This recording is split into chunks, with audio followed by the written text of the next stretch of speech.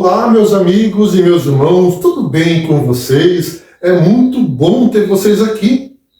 A mensagem do Apocalipse 14, o verso 6 a 12, são descritos 3 anjos voando pelo meio do céu, com mensagens específicas para levar a todas as pessoas do mundo contemporâneo.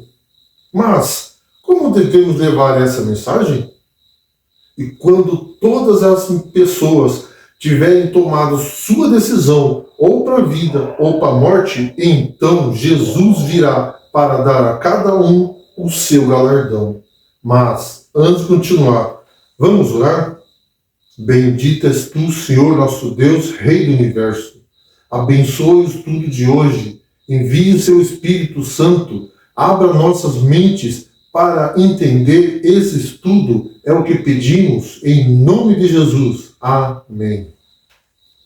O pensamento pós-moderno dirige a conduta religiosa e eclesiástica, sendo perceptível a presença da religião, mas não da igreja institucional na vida de muitos ocidentais, para quais experimenta a emoção, são aprovadas, mas doutrina são consideradas irrelevantes.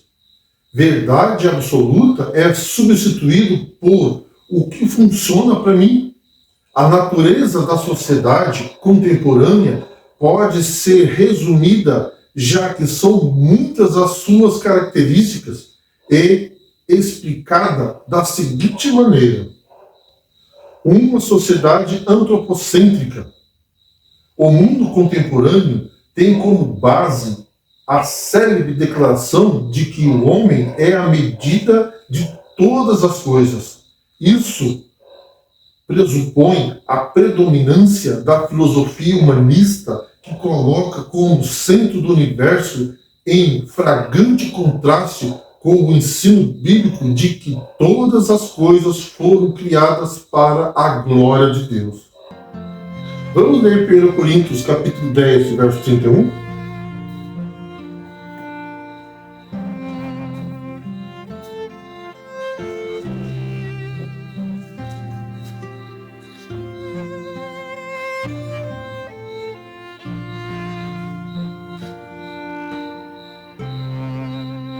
Portanto, quer comais, quer bebais, ou façais outra coisa qualquer, fazei tudo para a glória de Deus. Amante de si mesmo, segundo Timóteo 3, verso 2, é a melhor expressão para esse perfil. Tais homens consideram-se pequenos deuses, capazes de impor a própria vontade, como se essa fosse completa e suficiente para as realizações humanas. A semelhança de Satanás. Vamos ler Isaías, capítulo 14, do verso 12 até o 15?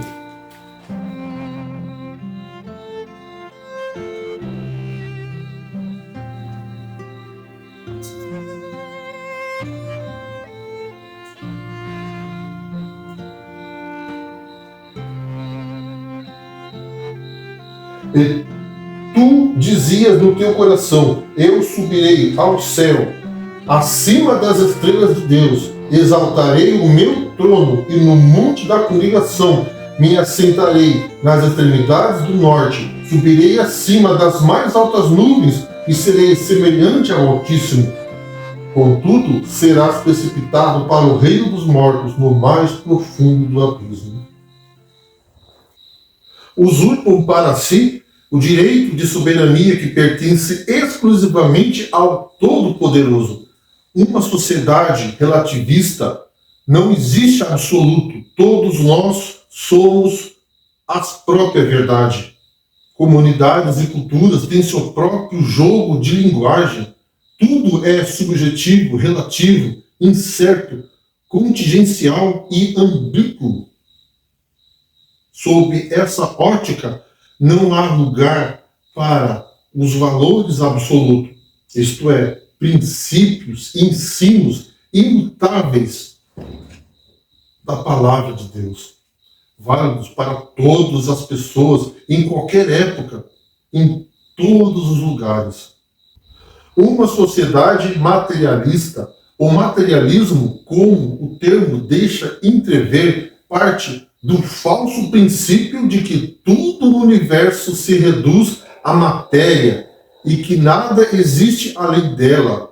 Não admite o sobrenatural, como os saduceus faziam no passado, Atos 23, verso 8.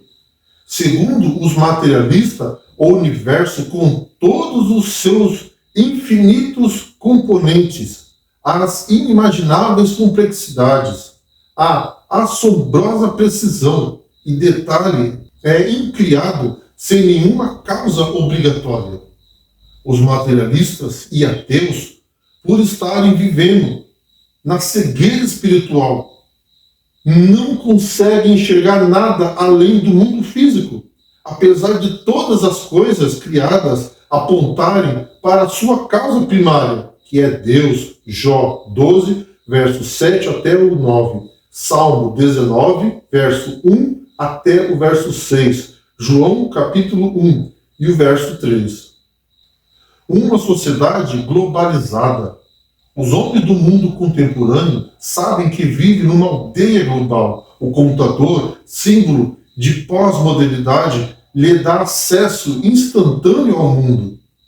Na verdade, a internet, a televisão e os demais meios de comunicação em massa estão contribuindo para a banalização do sexo, para a incitação à violência e, mais recentemente, de banalizar a Deus.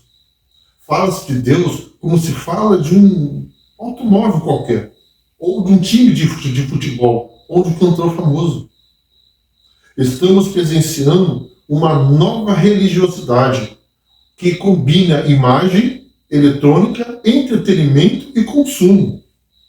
E o mercado do sagrado é a religiosidade que proporciona o estado de êxtase que anuncia o êxodo financeiro e efetivo.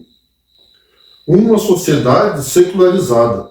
A secularização do mundo contemporâneo é o modo como este vive, age e acomoda-se aos padrões impostos pela globalização.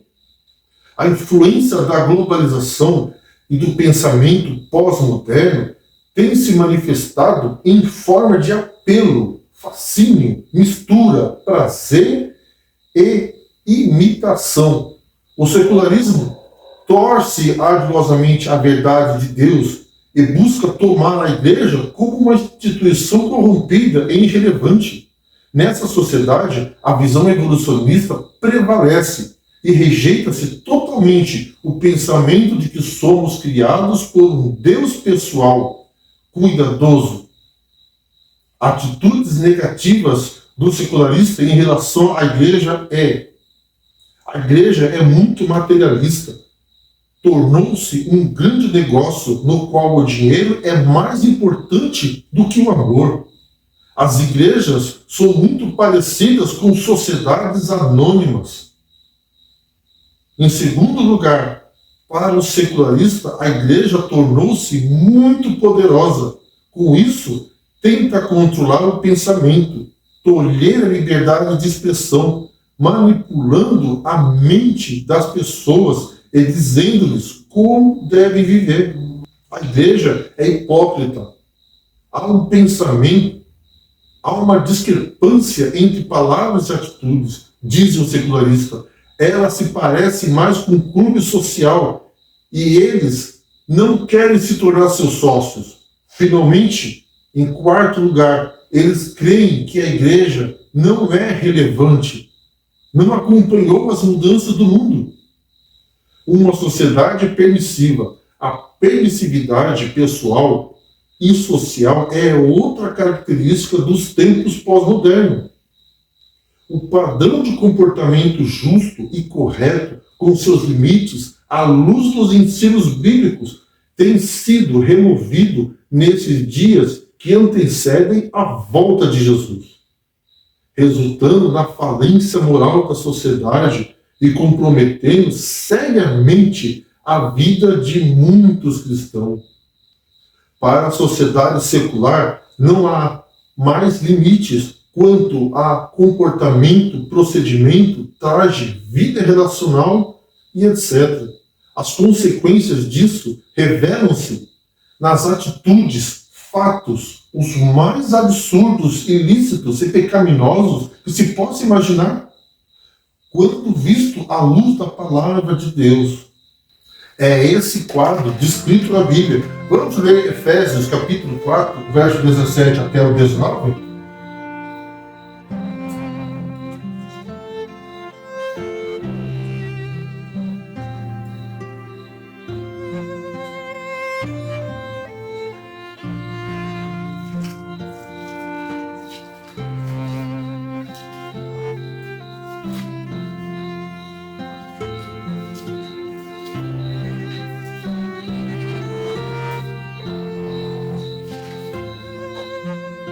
Isto, portanto, digo, e no Senhor testifico, que não mais andeis como também andam os gentios, na vaidade dos seus próprios pensamentos, obscurecidos de entendimento alheios à vida de Deus por causa de ignorância em que vivem pela dureza do coração, os quais, tendo se tornado insensíveis, se entregaram à dissolução para com avidez, cometerem toda sorte de impureza. A devassidão toma conta do mundo, em todas as camadas da sociedade, e infelizmente tem afetado a igreja. Agora, eu gostaria de te fazer uma pergunta. Você deixaria entrar em sua casa para vender ideias à sua família um viciado, um adúltero e um neurótico? Que pergunta besta. Claro que não. Você permitiria que um viciado dissesse coisas, contasse coisas, escrevesse com o seu filho e com a sua filha? Você permitiria que o adúltero, na sala de sua casa, expusesse uma série de pensamentos da sua esposa? Você permitiria que o neurótico contasse histórias, vivesse-as na frente de sua mãe e avô? É evidente que não. Contudo, eles estão entrando pela TV através de filmes, séries, novelas e por aí vai. A evangelização do mundo contemporâneo surge, então, a grande pergunta: como expressar a fé bíblica e cristã no mundo contemporâneo? Relacionamento interpessoal. Indivíduos de mente secularizada não são conquistados por programas, mas por outros indivíduos que desenvolvam um relacionamento interpessoal com eles. Os seres humanos respondem à bondade, à amizade genuína, quebra preconceitos. Não conseguiremos ganhar pessoas para Cristo tentando argumentar contra elas. Nessa era pós-moderna, não podemos esconder a nossa vida por trás de argumentos relacionais, porque agora os mesmos não impressionam mais. Nesta era, mais do que palavras, evangelizamos com ações, com uma postura de amor pelos outros, com uma epistemologia medida por compaixão, com uma axiologia saturada pela ética e pelos valores do reino, e com uma mensagem encarnada que saia dos templos e que se misture com a geração desencadeada e cheia de suspeição que perambula como ovelha sem pastor. Um dos meios mais eficazes de comunicar a luz é o trabalho particular e pessoal, no círculo familiar, do lar, do vizinho, à cabeceira do doente, de maneira tranquila, poder ler as Escrituras e falar acerca de Jesus e da verdade. Lançareis assim preciosa semente que germinará e produzirá frutos. Jesus praticava diariamente esses princípios. Jesus via em cada pessoa alguém que devia ser feito e chamado para o seu reino. Aproximava-se do coração do povo, misturava-se com ele como alguém que lhe desejava o bem-estar.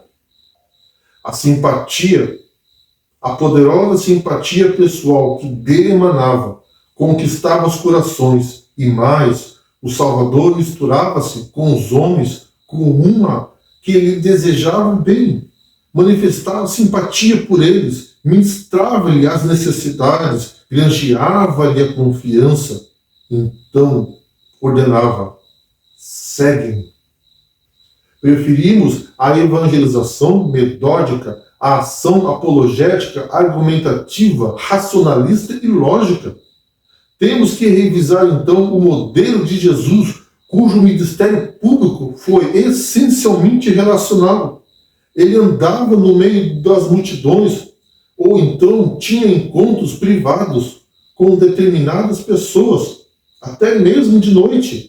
Ele sabia o que era sentir calor do meio-dia no deserto de Samaria, ou o frio da morte no quarto de um adolescente. Ele deixou-se tocar por uma mulher cerimonialmente impura e tocou intencionalmente um leproso isolado pela sociedade. Ele falou de situações cotidianas, de sal, de lâmpada, de semente e pastores, de pais e filhos. Hoje, mais do que nunca, devemos seguir este modelo se queremos alcançar a geração pós-moderna. Construir confiança nas Escrituras Sagradas, esse é outro ponto fundamental, porque o homem contemporâneo acha que a Bíblia carece de substância intelectual e não confia em sua integridade. As profecias de Daniel são especialmente designadas por Deus para construir confiança na realidade escriturística. Ele esclarece dizendo que profecias do Antigo Testamento acerca de Jesus como o Messias são muito apelativas. Seu nascimento em Belém, Miqueias 5, versículo 2, o nascimento virginal, Isaías 7, verso 14, sua linhagem familiar, Gênesis 49, verso 19, bem como os eventos relacionados com a crucificação, apontados em Zacarias 13, Salmo 22 e por aí vai. Passagens que geram grande confiança entre as pessoas secularizadas, levando-os a compreender que Jesus é mais do que um homem notável, ele foi mais do que um filósofo ético, é realmente o Filho de Deus. A compreensão de algumas profecias a respeito do surgimento e queda de império, conforme apresentadas no Antigo Testamento, é uma evidência convincente para algumas mentalidades secularizadas. Profecias como a do rei persa, Ciro, nomeado 150 anos antes de seu nascimento, Isaías 44, 28 e 45, 1 e 2.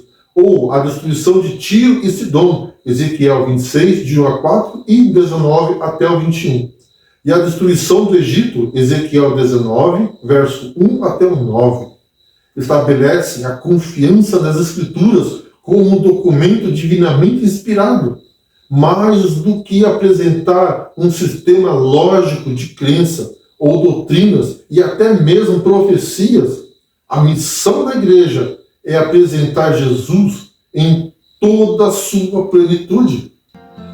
Vamos ler Colossenses, o capítulo 1 e o verso 19, e depois o capítulo 2 e o verso 9?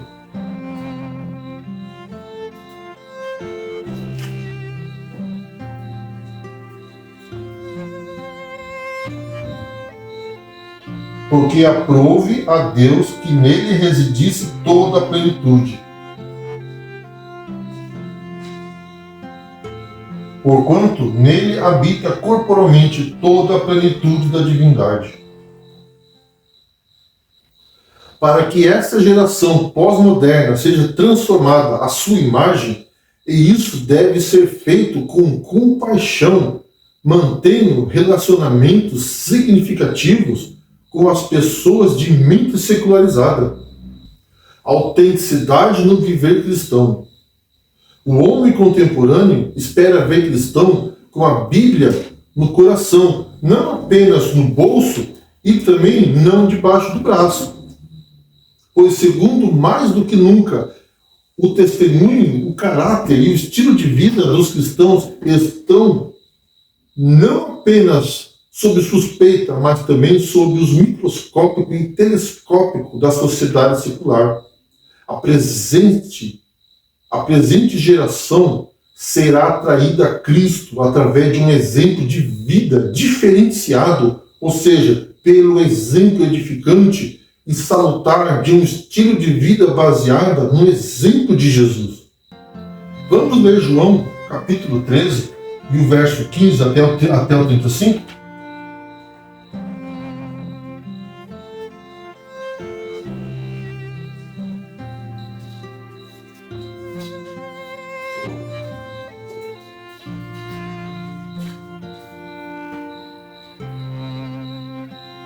Porque eu vos dei o exemplo, para que como eu vos fiz, façais vós também. Nisto conhecerão todos que sois meus discípulos, se tiverdes amor uns pelos outros. Convém deixar claro, no entanto, que essa diferença nada tem a ver com certas posturas legalistas, farisaicas ou sectárias, esposados por alguns, mas que o Evangelho, na beleza de um coração transformado, que no dizer de Pedro, constitui o homem interior e na fidelidade de tudo o conselho de Deus, a autenticidade cristã deve ser o estilo de vida dos que professam fé em Cristo. Não basta pregar no púlpito, é preciso pregar através do exemplo diário, ou seja, através de um estilo de vida cristã. O homem contemporâneo se converterá não pelo que pregamos, mas pelo que praticamos. Uma vida cheia de poder do Espírito Santo.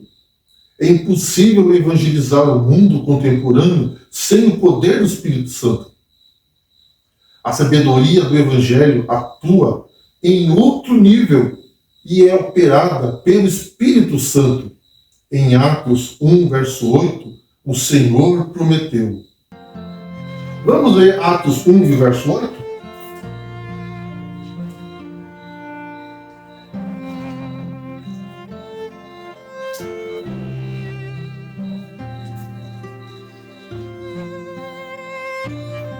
Mas recebereis poder ao descer sobre vós o Espírito Santo e sereis minha testemunha, tanto em Jerusalém como em toda a Judéia, Samaria e até os confins da terra. Portanto, sem a ajuda do alto, nossas tentativas de fazer novos conversos serão infrutíferas. Jesus era dependente e cheio do Espírito Santo. Ele foi dependente do Espírito para nascer. Lucas 1 e o verso 35. Jesus foi dependente do Espírito Santo para cumprir a sua missão. Lucas 4, verso 18 até o 19. A vida de Jesus foi plena do Espírito. Lucas 4, verso 1. O Senhor ofereceu-se em sacrifício pelo Espírito. Hebreus 9, verso 14. Romanos 8, 11 e 1, verso 4. Esclarecem que o Senhor Jesus foi ressuscitado dentre os mortos pelo poder do Deus Trino. O Senhor Jesus foi dependente do Espírito Santo e é desejo de Deus salvar todos aqueles que crê. João 3, verso 16. Ele quer salvá-los e o poder do Espírito Santo é maior que todas as forças opostas ao Evangelho existente no mundo contemporâneo. Logo, o povo de Deus será revestido pelo Espírito Santo. E então, a mensagem do Evangelho será pregada a todas as pessoas. Mateus 24, verso 14. Então virá o fim. Logo, Jesus voltará para acabar com esse mundo de pecado e de injustiça. Mas Jesus não quer que ninguém se perca, mas que todos cheguem ao arrependimento. Jesus espera pacientemente pela sua decisão. E qual será a sua resposta? Não quer você hoje aceitar a Jesus como seu Salvador pessoal? Vamos orar. Bendito és tu, Senhor nosso Deus, Rei do Universo. Estamos todos aqui para te buscar e entregar nossas vidas a ti, Senhor. Perdoe nossos pecados, guie-nos em seus caminhos, seja com todos aqueles que estiverem passando por alguma tribulação ou dificuldade, seja ela qual for. Vá até essa pessoa, ajude-a, que seu Espírito Santo possa guiá-la, confortá-la. É o que pedimos em nome de Jesus. Amém. Que Deus abençoe a cada um de vocês.